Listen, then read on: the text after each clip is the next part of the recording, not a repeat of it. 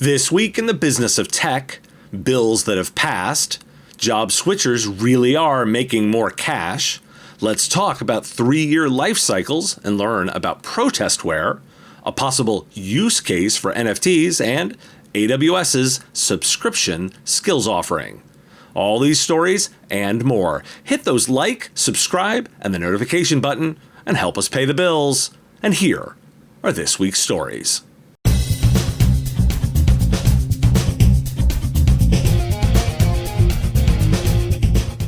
Despite the summer feeling, Congress is pretty active. Let's get caught up on their latest moves.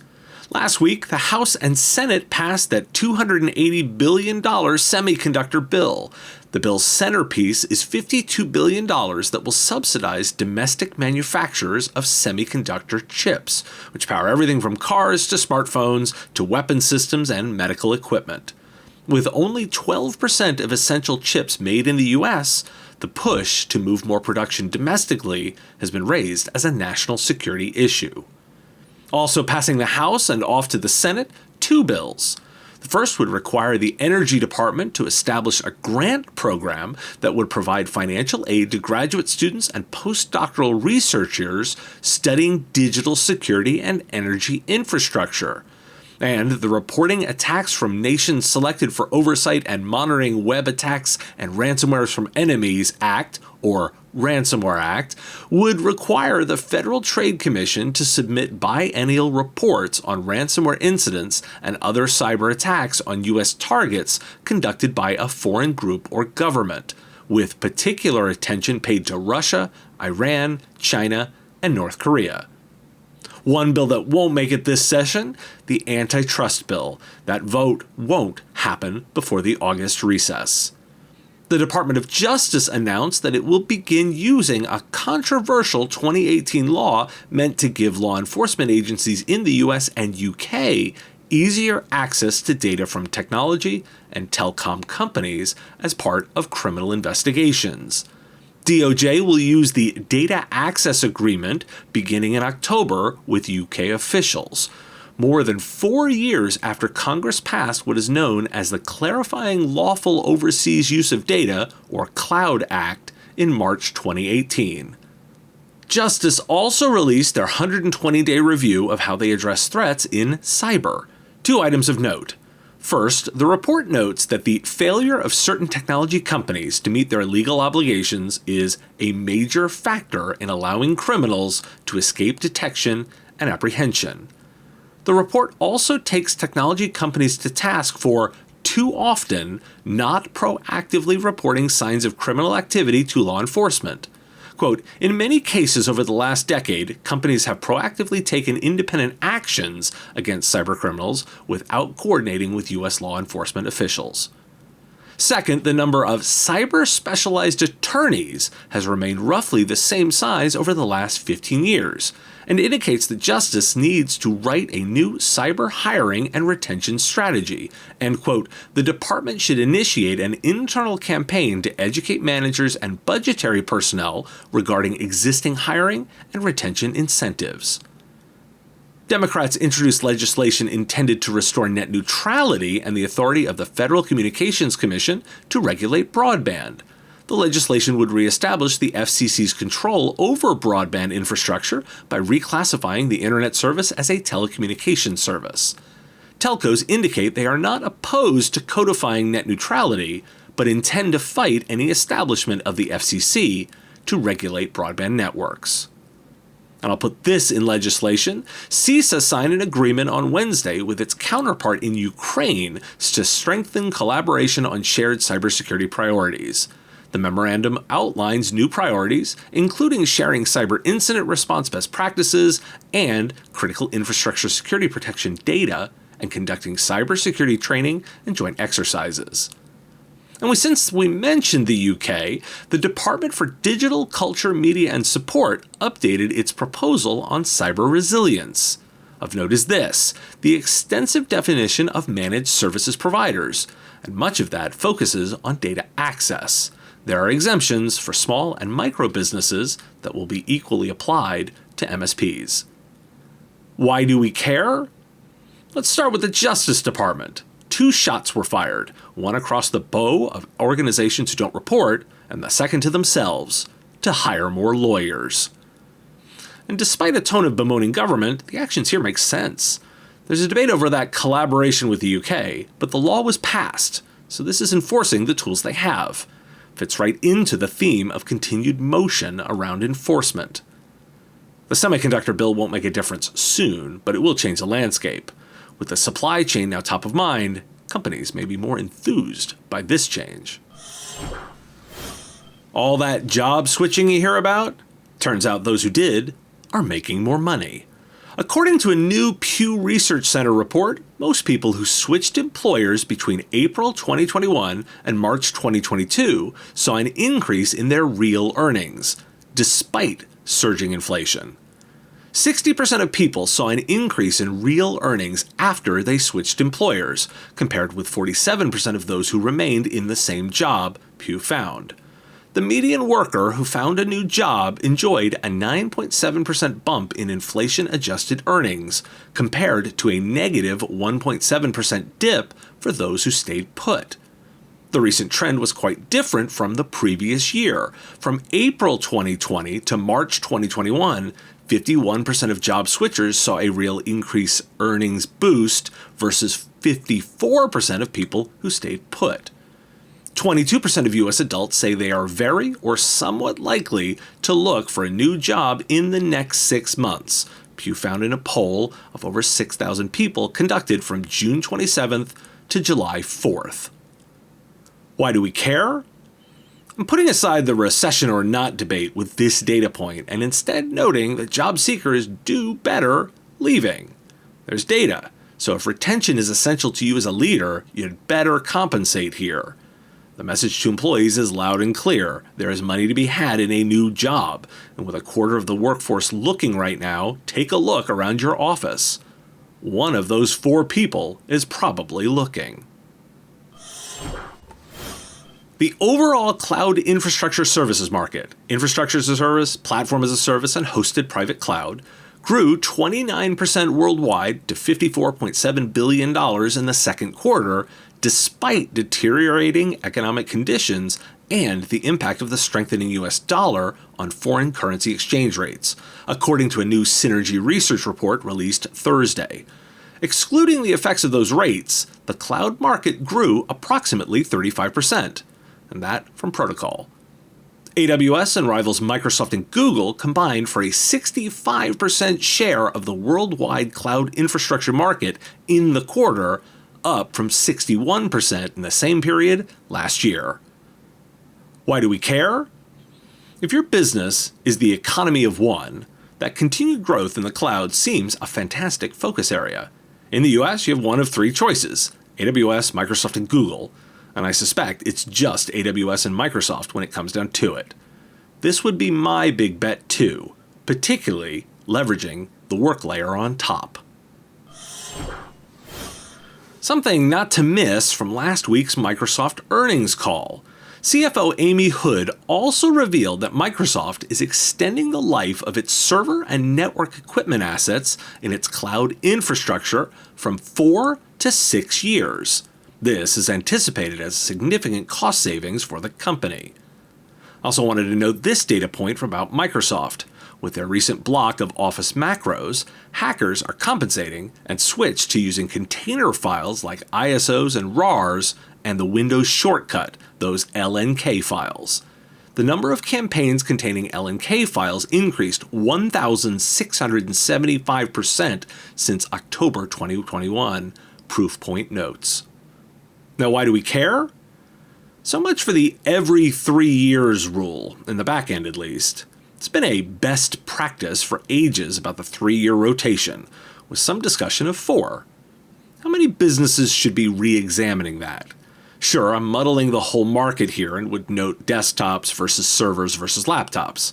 Just noting that Microsoft is approaching their server and network investments on a 6-year cycle. Anecdotally, my new last year M1 Max MacBook Pro is probably going to be both supported and incredibly well positioned for 5 years, if not 6. If we're in the business of maximizing a customer's technology spend, Is it time to re-examine the approach? In the fight against today's cybercriminals, we are much stronger as a community. That's why Huntress is proud to launch the Huntress Neighborhood Watch Program, a collection of resources designed to help elevate the broader security community. To kick off the Neighborhood Watch program, Huntress is offering internal use licenses. These licenses will be available to the entire MSP community, regardless of if you are a Huntress partner or not, and will give you unrestricted access to the Huntress Managed Security Platform and their team of 24/7 threat hunters. Harden your defenses, protect your own backyard, and better serve your customers by joining the Neighborhood Watch program. Join the neighborhood or learn more at huntress.com/neighborhood. Rackspace asked about customer experience and found that 6 out of 10 managers at 63% report they are using technology to drive automation efficiencies, and over half at 51% are using IT to drive IoT and cloud-native initiatives. In terms of more direct impacts, technology initiatives focused on real-time data analysis, 44%, and customer engagement, 30%, have a more direct impact on building and refining customer interactions.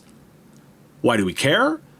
I've got an interview about robotic process automation coming up later this month, and this entire pile seems like an example of the work layer I keep focusing on. This doesn't feel earth-shattering, although I'm somewhat surprised it's as high as 63%. Even accounting for those responding where it might be debatable, this is more robust than I would have guessed. So, numbers out of the Small Business Administration. Federal agencies exceeded the White House's annual small business contracting goal by awarding a record-breaking $154 billion. But the number of companies in that group continues to decline.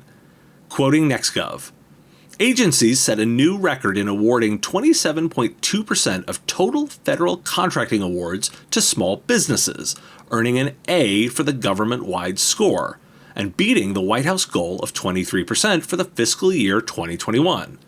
However, the number of small businesses, women-owned small businesses, and small disadvantaged businesses serving as federal prime contractors continue to fall as part of a trend. Officials said they were trying to counteract the decline through various measures, including protecting against contract bundling. Why do we care? The article cites a 40% decrease in the industrial base, so fewer companies are going after this work. There's one thing you can say about federal work: the government always pays its bills. I don't have first-hand experience with this market. I'm the rare DC Metro resident who has never done a bit of government work. But I will note that spend is being captured by an increasingly smaller group of companies, despite the intention to increase that number. If you're considering the market, that's critical data. I wanted to note this new trend: protestware. What's that? Developers deliberately sabotaging their own software libraries to protest, turning the software into protestware. Pulling from TechCrunch. In July, the developer of the widely used Atomic Rights Python library, Marcus Underwater, temporarily deleted his code from the popular code registry PyPy after the site said it would mandate two-factor authentication for maintainers of critical projects that fell into the top 1% of all downloads on the registry. A week into 2022, thousands of applications that rely on the heavily used NPM projects Color and Faker broke and began printing gibberish text on users' screens. It wasn't a malicious actor hijacking and altering these legitimate libraries. It turned out the project's developer, Mark Squires, had intentionally corrupted his own work to send a message of protest to big corporations.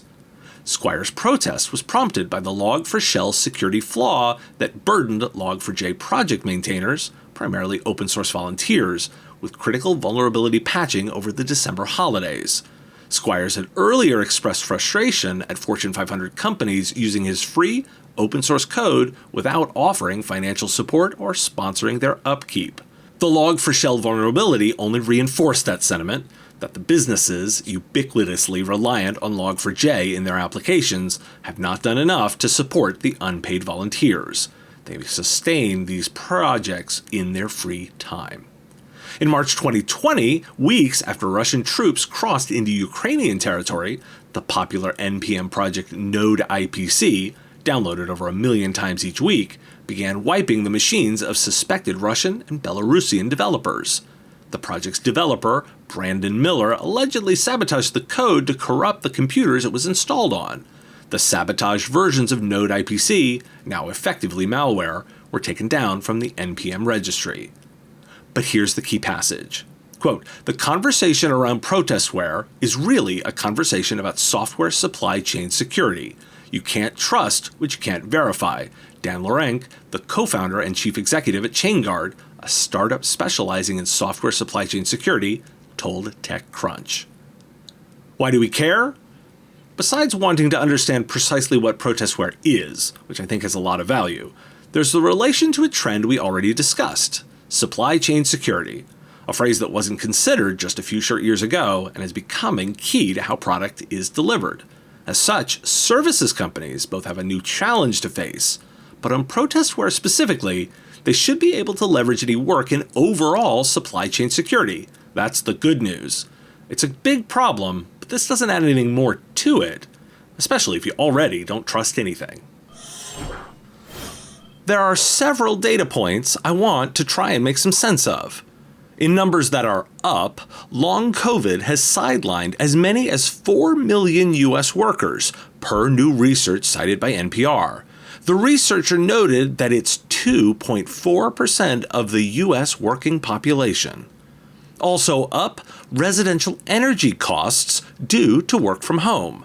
In research from Carnegie Mellon, looking at January 2019 through April 2020, residential electricity use ticked up by about 5% as many people spent more time in their homes. A separate study by the National Bureau of Economic Research found that Americans paid $6 billion more on their home electricity bills from April to July 2020 than before pandemic lockdowns. In that energy data, low-income households and communities of color saw the most significant increase in electricity consumption. In the leveling group, U.S. residential broadband penetration of the U.S. occupied housing units has leveled off. After a sizable jump from Q2 2020 to Q2 2021, the last 3 quarters have shown a leveling. Also slowing, home prices in those pandemic boom towns like Boise, Idaho, and Austin. One of the reasons? Higher mortgage rates and increased prices. And down. New monthly job postings across all industries with metaverse in the title declined 81% between April and June, according to workplace researcher Revilio Labs. Yes, it coincides with the general slowdown in the tech sector as job postings in tech hubs like San Francisco and Austin, Texas, dropped 8.4% in the past 4 weeks, according to the job site Indeed.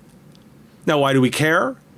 While I put them into that up, level, and down groups, that's not the story. 2 themes. First, labor. When you hear noise about labor shortages, 2.4% of the U.S. working population being sick is pretty significant. Not often referenced, but worth knowing. Plus, let's note that the metaverse may quickly become a fad over labor. That's a pretty substantial drop in job listings. Are they all hired, or just not a priority anymore? We'll see. Second, remote work. I think we're settling into the new pattern, even if we don't see it fully yet. Broadband growth and home prices leveling tells us there's been less movement and change in the past quarters. There's a new cost to work transferred to workers, energy, but I suspect most will happily trade that for the commute savings. I've been harsh on NFTs, but here's a use case to consider. Textbooks. Pearson Publishing, makers of textbooks, is exploring NFTs and the blockchain to allow the company to be involved in the aftermarket sale of used textbooks. From the earnings call, Quote, "In the analog world, a Pearson textbook was resold up to 7 times, and we would only participate in the first sale. The move to digital helps diminish the secondary market. Technology like blockchain and NFTs allows us to participate in every sale of that particular item as it goes through its life." Why do we care?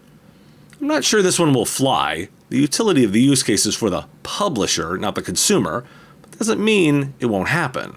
It's at least a use case to consider, so I include it to ponder a bit more. On Tuesday this week, Amazon announced AWS Skill Builder individual and team subscriptions. Last fall, AWS introduced Skill Builder, a digital learning platform with free on-demand training modules.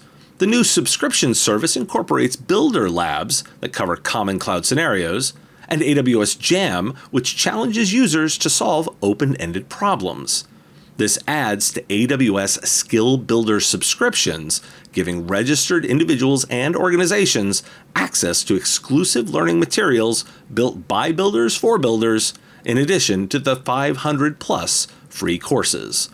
The instructional package also incorporates AWS Cloud Quest. In this, quote, role-based game, your mission is to help citizens of a virtual city by learning and building cloud solutions for their challenges, according to the Post. Now, why do we care? If you missed my live stream Wednesday night from CompTIA's ChannelCon, upskilling workers was a key theme of the event, and I encourage you to catch that segment in the video on YouTube. CompTIA has a vision of certification growth, and Amazon does too. What intrigues me here is the idea of a subscription-based service for training. It's not necessarily new, but how often are these subscriptions offered as employee benefits? Can they be used to grow teams systematically and even build the new employees you need? If Masterclass can do it on the consumer side, there's reason to believe it would be successful in staffing and hiring too. Thanks for your time and attention. Time is a finite resource, and I really value you giving me some of yours. If you like this video, you can let me know with a like of the video, and even more valuable, hitting the subscription button. My content is all free, and I use metrics like subscriptions to pay the bills, so it has real value. The content here is produced under ethics guidelines posted at businessof.tech. If you're interested in more content like this, you can get access to content early via our Patreon at patreon.com/MSPradio. It's our give what you want model where you set the value of what you think the content is worth. If you like this podcast, you can catch it daily as the 5-minute news and commentary show, The Business of Tech, available on all your favorite podcatchers with links at businessof.tech. Just hit that big blue button to subscribe. Again, thank you for taking time out of your day to listen, and I really value the interaction. If you want to say something in the comments, I do respond and watch all that, and I look forward to talking to you next time.